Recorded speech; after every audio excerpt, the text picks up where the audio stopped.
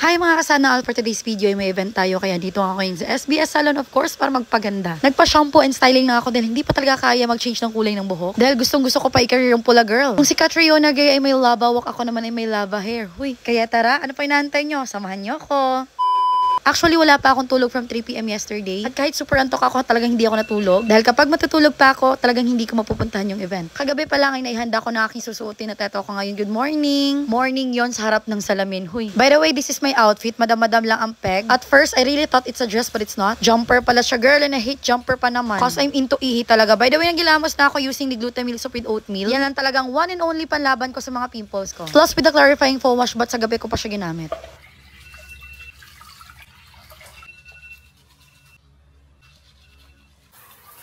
Tapos namili na ako ng mga bag na gagamitin ko. Pink sana pero I changed my mind kaya nag-maroon ako. Char, ang sabi. Kala mo naman maraming bag. Huy. This is very trendy and I got mine sa Shein. Alam niyo naman, I'm so Shein lover. Next, inisa-isa ko na din ng mga kailangan kong dalhin. Una yung alcohol, next is yung tinted sunscreen, then yung unisex na pabango, then si Barbie lips, and yung old packaging ko na lotion, yung product, sunscreen without tinted, and the shades just in case. And that's it. Actually, kalaban ko talaga ng pa-change ng bag. Kasi usually sa permanent bag ko, may mga importanteng bagay yan na dapat hindi ko pwedeng makalimutan. At may mga time na minsan pagtitripan ka din kung kailan mo kailangan saka ka pa nag-plate ng bag. Tapos confident ka pang nasa bag lang yan.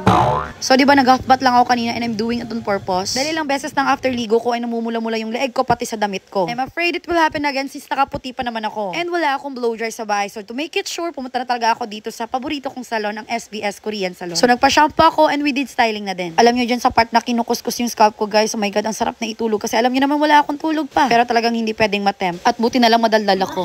Maroon.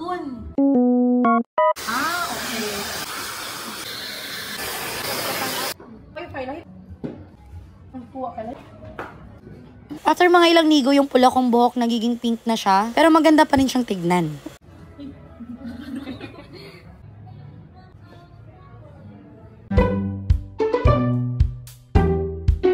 Ganun lang kabilis. Oo, nagbiyahe pa ako pero mas nakasave ako ng time dito. Kasi kung sa bahay pa to, Diyos ko, electric pan lang ang panangga ko para lang madry ang buhok ko.